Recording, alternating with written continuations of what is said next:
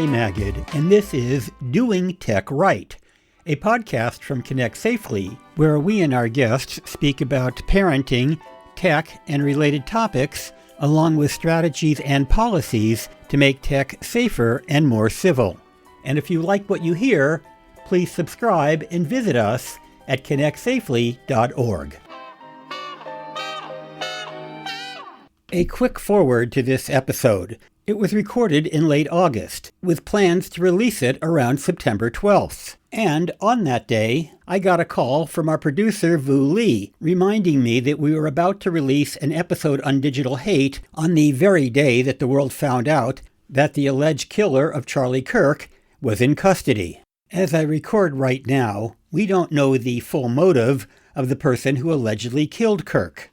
But based on reports from law enforcement, he was apparently filled with hate, and though I'm not sure how that hate came into his heart, it could very well have come from the internet, where people of all political persuasions and extremes have been known to spew and consume hateful messages. And regardless of what we eventually find out about the killer, we do know that Kirk's killing, which I had hoped might bring us together, has actually inspired even more hateful rhetoric from some people from both the left and the right side of the political spectrum. Having said that, the overwhelming number of people who I've seen comment online are trying to engage in a civil discussion about this tragic murder, regardless of how they might have felt about the late Mr. Kirk, who himself was a very polarizing figure.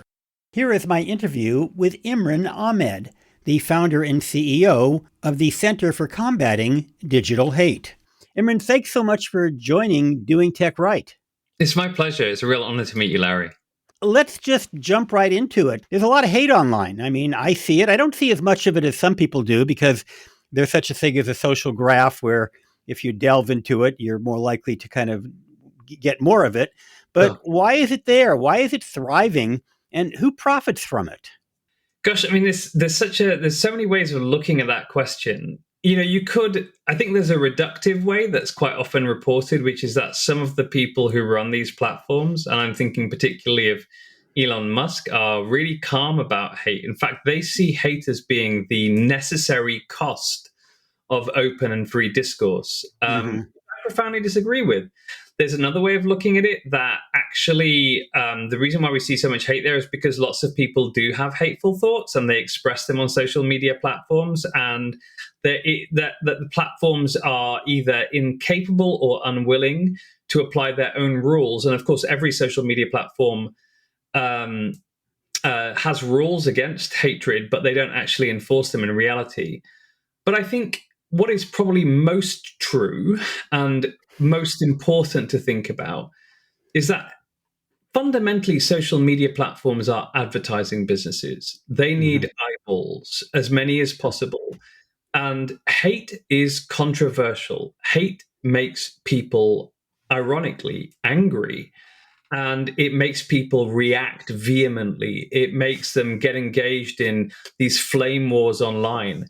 And that is blockbuster stuff for social media companies. It is fundamentally about a business model that profits from outrage and division to make money for billionaire tech CEOs. You know, there was a time when I was a free speech absolutist. I remember reading about the Nazis marching in Skokie, Illinois, and the ACLU defending them, even though they were the antithesis of what most ACLU staff members and donors believed in.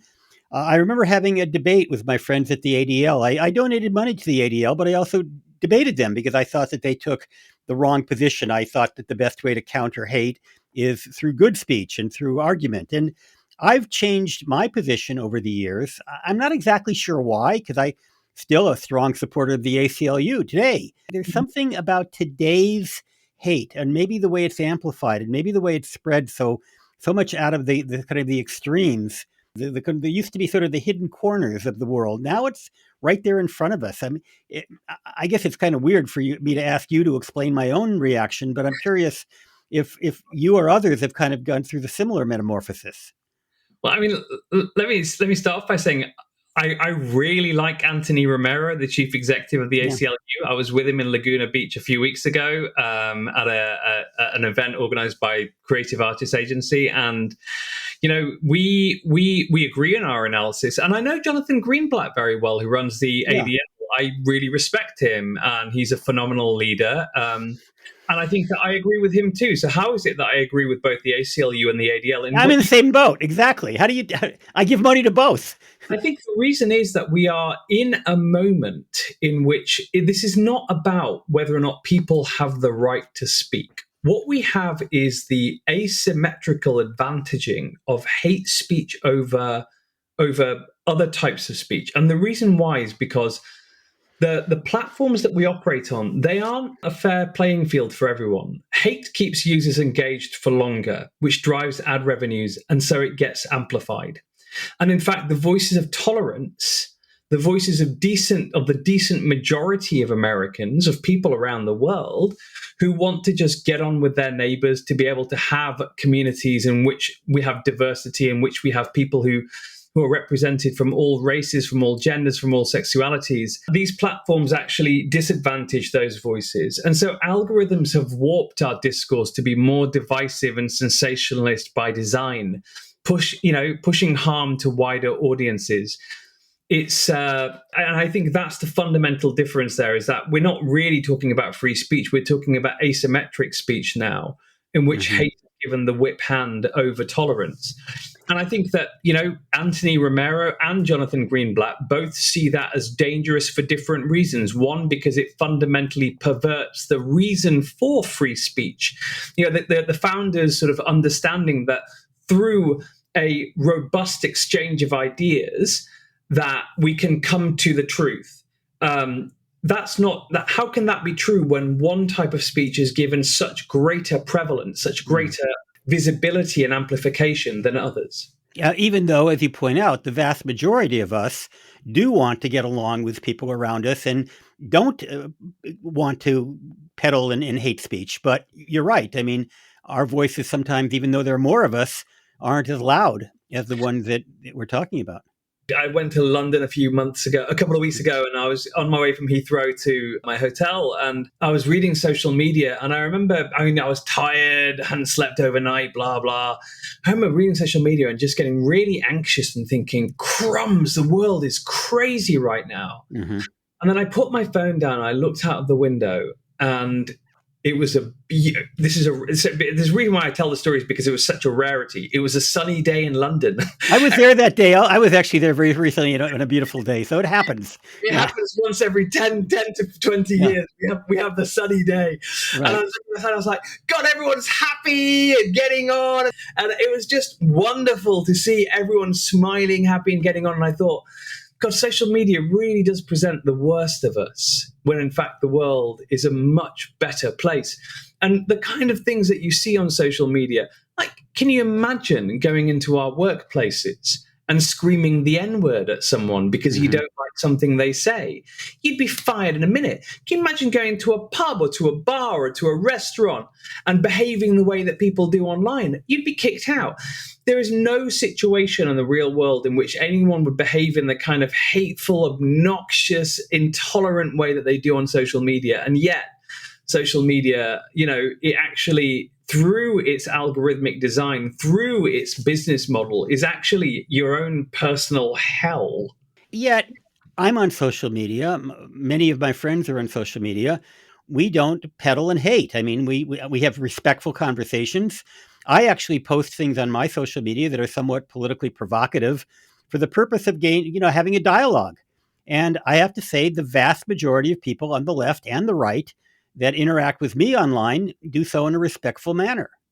And I think that reflects the positive aspects of social media. If you remember the whole promise behind social media, Larry, it was the idea that it was meant to make the world smaller, meant to make Tulsa seem as close as Tyneside in England, seem as close as Timbuktu. And it would actually create, through familiarity, through discourse, it would eradicate the tensions, the hatreds, the sort of the intolerances of the past. That is generally true about social media. Social media's capacity to connect people and allow them to engage in discourse is phenomenal. In the pandemic, it was never clearer that actually social media's power to connect people. And I moved to America in June 2020 during the pandemic. How did I maintain my relationships, get succor, love, show vulnerability? It was on social media, and it was by connecting with people. But at the same time, it was also a place where disinformation about vaccines spread, lies about and hatred against Chinese people, and just the general sort of the milieu of nonsense that you see on those platforms. And they actually did have for all the good that social media did in keeping us sane, 300,000 Americans died during the pandemic. They didn't take a vaccine that could have saved their lives. Right. And that in itself is, yes, you're right. It has lots of positives. Lots of industries do. Lots of industries also have negatives, negative externalities. Take, for example, climate change caused by CO2. Take, for example, there's so many instances in which you could, and generally speaking, what you want to do is reduce the number of externalities while increasing the productive good of those technologies. I saw in your bio that you're also an expert on conspiracy theories, which brings me to the question of the nexus between hate speech and conspiracy theories. I'm curious how they're connected. Simple, Larry. Hate and lies are inextricably interlinked. Anti-Semitism is why I started the CCDH. It was anti-Semitism in the political party that I was working for, the Labour Party in the UK, when Jeremy Corbyn took over, and I was a special advisor in Parliament. And I was so ashamed and disgusted to see that most ancient of hatreds emerge in a new form in my party. Wow. But it reminded me so powerfully that, and actually what I found was that it was the drip of conspiracy theories and lies on Facebook groups in particular that was responsible for re-socializing the Labour membership to start to accept some of the central tenets of anti-Semitism. But it made me realize that hate requires lies. Let's talk about children. How are kids being affected today by some of the hate speech that's out there and the conspiracy theories that are out there? On so many levels. And I mean, let's talk specifically about, what people classically think of when they think of hate is racial and religious hatred. But I'm going to come back to misogyny, and I'm going to come back to, because I think it's really important to talk about that as well. For kids who are targets of hatred or who identify with the groups being targeted in hatred, it fundamentally undermines their sense of identity and belonging, particularly those from either marginalized groups or minority groups. Our research at CCDH has shown that within minutes of kids joining a platform, they are starting to be exposed to that kind of content, which fundamentally makes them feel unwelcome. And we talked about the positives of social media earlier. I think it's even more true for young people, where your main place of establishing your identity, of understanding how you fit into society, how they transact their relationships and understand where they fit in, is social media. So if some kids think that the barrier to using social media is a barrage of hate, or in which hate can silence their voices or force them to change the way they behave, that's deeply, deeply troubling and leaves them feeling alienated from society. I think it's what's leading to a sense of anomie amongst many, many young people. What's sort of tragically ironic about that is I remember back in the early days of the internet saying, this is amazing. Some gay kid in some obscure little town in Kansas who doesn't know a single gay person within 20 miles of their home can now bond with other people with similar situations and get the support that they need. And in fact, that has happened. It happens every day, not just gay kids, but any marginalized people, because we have this vast population on the internet. It doesn't matter if you don't have any neighbors that agree with you or that think like you do. Somebody out there is going to be dealing with the same issues you are. So isn't this the medium that was supposed to help avoid the isolation that marginalized people have gone through forever? I have this discussion with colleagues of mine from organizations like GLAAD and the Human Rights Campaign, which work really hard for LGBTQ plus rights. And of course, we can see the positives and the negatives. We can see that there are spaces in which hate proliferates and forces young people out of spaces which are heterogeneous. So, yes, you're right. In homogenous spaces in which those communities can talk to each other, which a young person from Kansas or from Old Trafford, Manchester, where I grew up, can speak to other gay people, can establish their identity, can help them to understand who they are and feel comfortable in their skin. That's all really important and really valuable. Mm-hmm. But at the same time, other spaces which aren't necessarily built for them, but are actually the places where people create identity in wider society, where they understand how they fit in, where they sort of exchange information, where we negotiate our values, negotiate our social mores, negotiate facts. Those are, by definition, heterogeneous spaces. And in those spaces, they can feel really, really unwelcome. And so what you have is a technology that's being used. Yes, it can be used for good, but all too often it's used for bad. And that can really hurt kids. It's interesting. Algorithms get a bad rap. But the reality is that algorithms are what, back before Elon Musk took over, made my Twitter feed kind of a very welcoming place to be. And the same, by the way, is true on my Facebook feed. It's a pretty welcoming place because the algorithms, and the downside is the algorithms are putting me into an ecosystem or a bubble, and I'm not getting exposure to the wider world. But the positive is that I do have a fairly comfortable community that I interact with because the algorithms have separated me from some of the hate mongers. So how does that work that the hate mongers get access to young people who may be marginalized? Let me give you an example about kids. We did an experiment to find out what is the default state of these algorithms. So we wanted to look at TikTok. So TikTok is a really important platform for young people because it's the fastest growing platform. Why has it grown so much? It's the most addictive of the algorithms. And remember, the point of the algorithm is to keep you scrolling. The point of the algorithm is addiction. It's nothing else. That is a very simple equation for their business models. Number of people multiplied by time spent on platform multiplied by how much they can charge for an ad. And let me tell you about what we found on TikTok. So we set up accounts as 13-year-old girls in 4 different countries: US, UK, Canada, and Australia. We then recorded the first half hour of the For You feed, which is the page in which it starts to seed you information, show you stuff. Within 2.6 minutes on those accounts, we were getting self-harm content. Within 8 minutes, eating disorder content. On average, every 39 seconds in those first half hour. And we recorded it all, we've published it all. It's all been out there for a while now. What I mean by self-harm content, I mean a video like a razor blade set to,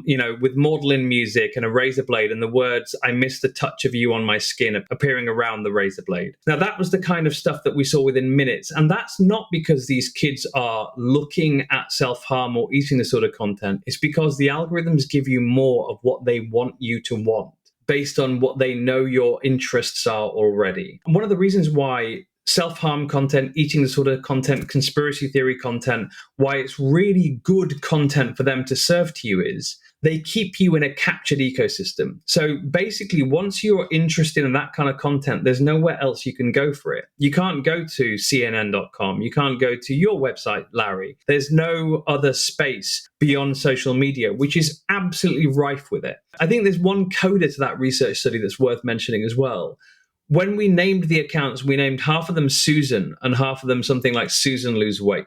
So to indicate vulnerability. Now, if you or I saw a 13-year-old girl who was showing clear signs of body dysmorphia and distress about the way they look, you and I would be very careful. In fact, everyone listening, I even think every single tech executive on the planet would be cautious with that child, would be loving towards that child, understand that they're vulnerable and need to be treated carefully. What the TikTok algorithm did was give the vulnerable accounts 12 times as much self-harm content in the first half hour of being on the platform, knowing nothing else about them, which means that the algorithm recognizes vulnerability and is able to think, well, if this kid's vulnerable, I know exactly the kind of content that's going to keep them hooked on my platform. And that's really disturbing. I have to confess that Connect Safely is supported by some of these very companies. You may or may not know, but TikTok is one of our supporters. I serve on Meta's Safety Advisory Council. We work with these companies. I happen to know that there are people in these companies who I believe are genuinely trying to make platforms as safe as possible. But I also understand that there are commercial and business pressures, not to mention engineering desires and a lot of factors going on that are beyond the control of these folks that I'm talking about. So I'm trying to figure out, given the fact that all of these companies have to live within a public sphere. They are all aware that the Congress is looking at them, that NGOs like yours and mine are looking at them.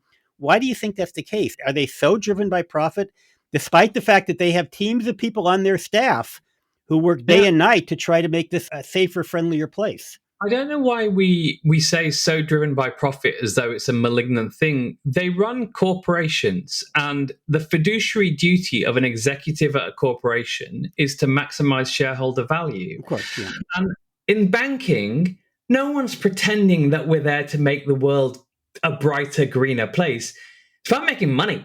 I don't blame tech companies for doing what they are doing, because they are doing exactly what they're permitted to do in a stupidly designed system that actually says to them, by the way, and we can talk about Section 230 of the Communications Decency Act 1996.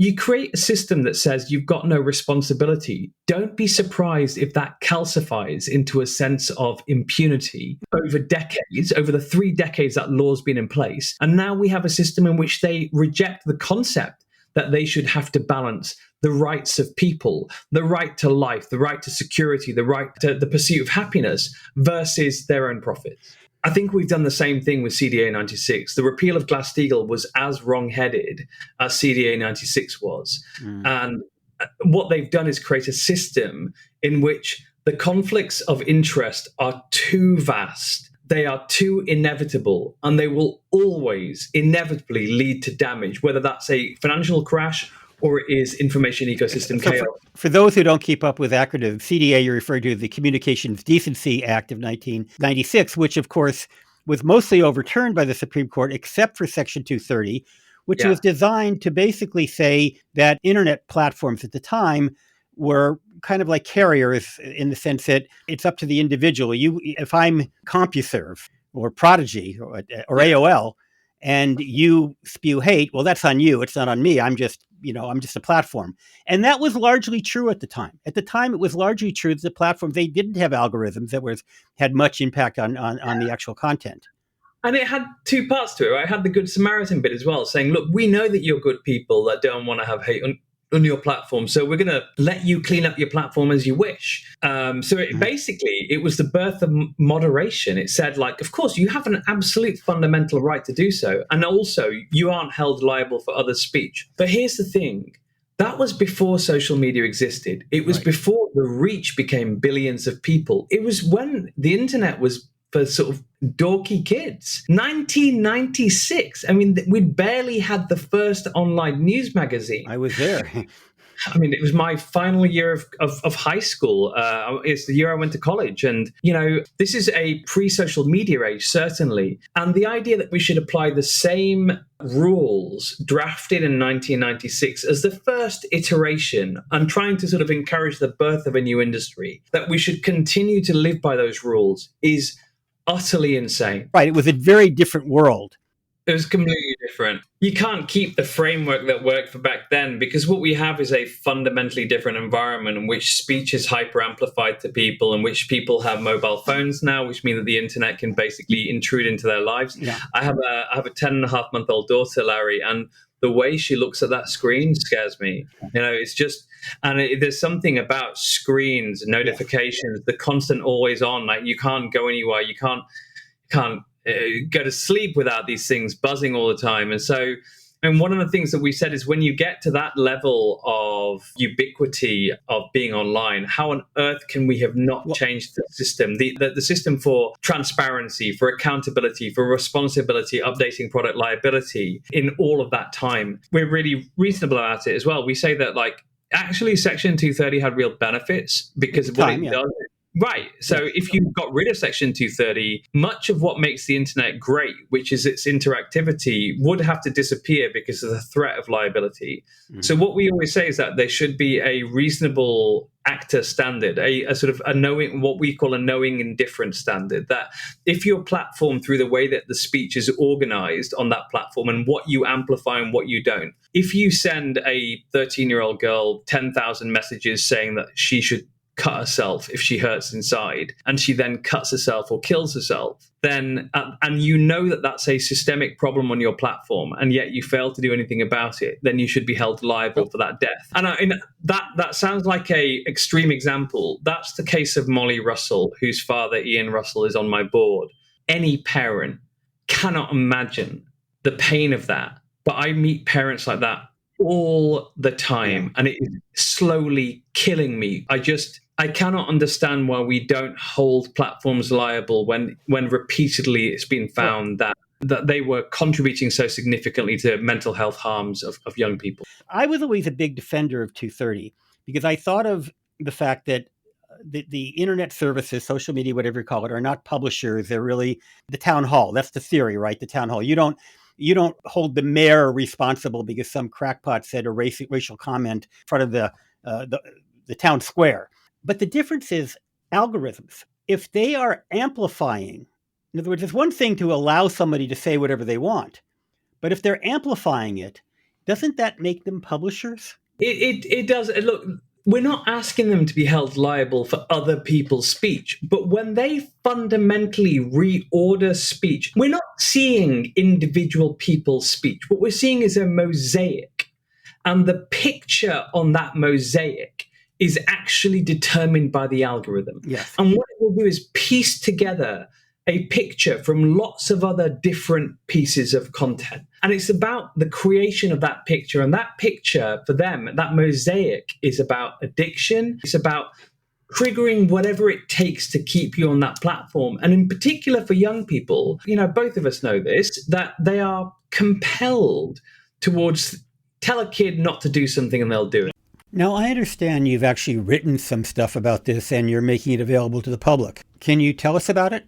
So I wrote a parent's guide with some of the parents and psychologists and others who thought about these issues really carefully. It's available free on our website. We have a microsite for it called protectingkidsonline.org. But in short, it says you need to have conversations with your kids about social media that are free of shame. I explained earlier that, yes, the algorithm gives you a little bit of what you want, but it also gives you what it wants you to want. And so one of the things that we should do with our kids is tell them, we know that the algorithm doesn't necessarily reflect what you are looking at, and that often it can give you things that it knows are harmful. I don't spend time on the platform with you, and that's one of the biggest disconnects of the modern life, is that we don't watch the same content. We don't know what our kids are looking at. We don't know who they're with. They can be sitting next to us on the sofa, and we'll have no idea about the world that they're in. But what we want kids to do is also to tell parents about what they're seeing online. So they're teaching their parents about what they're seeing online. And the exchange is in what I hope is a symmetrical exchange, that the kids are telling us what we're seeing online and we're helping to build context for them. We're helping to use our wisdom, our experience to contextualize that information. And those conversations are absolutely vital in the absence of systemic reform. Speaking of reform, Congress has for years been talking about doing something, including a bill which I believe has already passed the Senate called the Kids Online Safety Act. Of course, it still has to pass the House and be signed by the president. How do you feel about that bill?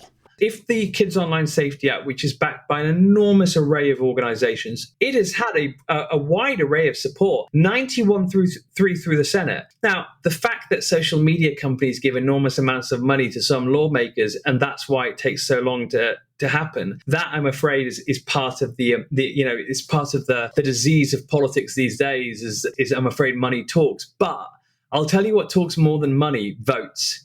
And so if people feel that they will lose elections and that people will know that they are selling out parents, they will change the way they vote eventually. Votes are the single most profound, most moving thing for lawmakers. So, raising the salience of it, telling others that there is hope, there are ready-made solutions, but it's just that our politicians aren't doing anything about it, is a really important corollary to making sure that you're keeping your kids safe too, because we want to keep all kids safe.